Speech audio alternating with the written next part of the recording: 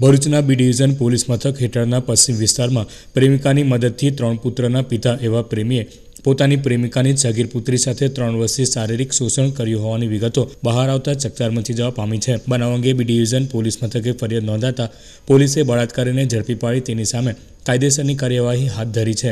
ભરૂચના કુરેશી મહોલ્લામાં રહી રિક્ષા ચલાવતો 39 વર્ષીય અલ્તાફ હુસેન દિવાન 3 સંતાનોનો પિતા છે।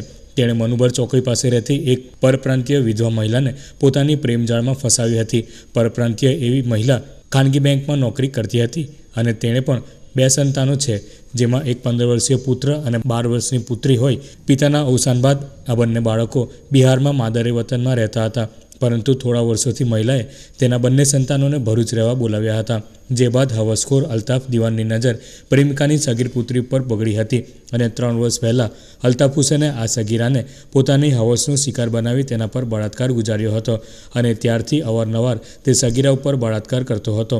સગીરા જો તેનો વિરોધ કરે તો તેને મારતો પણ હતો। અબ્દુલ હુસેનના આ હિચકારી કૃત્યમાં તેની પ્રેમિકા એવી સગીરાની માતા પણ સામેલ હતી અને તેની મંજૂરીથી જ પ્રેમી અલ્તાફ સગીર પુત્રી ઉપર સતત બળાત્કાર કરતો રહ્યો હતો। થોડા દિવસ પહેલાં સગીરાએ તેની માતા અને તેના પ્રેમી અલ્તાફ હુસેનના અત્યાચારી વલણ સામે તેની ફોઈને ત્યાં જઈ સમગ્ર ઘટનાથી વાકેફ કરતા આ શર્મસાર ઘટના બહાર આવી હતી।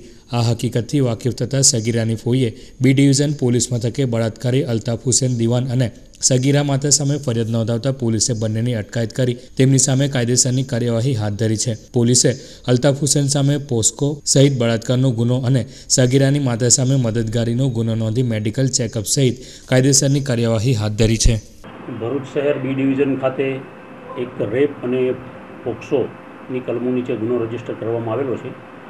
ગુનાની વિગત એવી છે કે છેલ્લા 3 વર્ષથી આ કામે જે ભોગ બનનાર બાળકી છે એની માતા અહીંયા ભરૂચ મુકામે રહે છે અને આ કામે જે આરોપી છે અલ્તાફ હુસેન રહીમ દિવાન તેની સાથે તેમને પ્રેમ સંબંધ હોય તેની સાથે ભોગ બનનારના જે માતા છે એ રહેતા હતા અને આ દરમિયાન છેલ્લા 3 વર્ષથી જે ભોગ બનનારની સગીર વયની 13 વર્ષની જે દીકરી છે એની સાથે આ કામનો જે આરોપી છે એની સાથે દુષ્કર્મ કરી અને બદકામ કરતો હતો અને ગઈકાલે કંટ્રોલ રૂમ મારફતે પોલીસને જાણ કરવામાં આવતા પોલીસે જે આરોપી છે એને ગુનો દાખલ કરી અને એની ધરપકડ કરેલી છે અને આ ગુનાની વધુ તપાસ હાલ ચાલુ છે।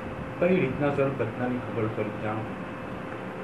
આ કામે જે ભોગ બનનાર બાળકો છે તે તેના જે સગા છે એની ફોઈ તેમને ત્યાં ગયેલા અને પછી એ લોકોએ તેમને જાણ કરી કે મારી સાથે આવું થયું છે, એટલે અમે લોકો ત્યાંથી અહીંયા આવતા રહેલા છે અને જેના આધારે કંટ્રોલ રૂમને જાણ કરવામાં આવેલી અને જે આધારે બી ડિવિઝન પોલીસ સ્થળ ઉપર ગઈ અને પછી એના આધારે ગુનો રજીસ્ટર કરેલો છે।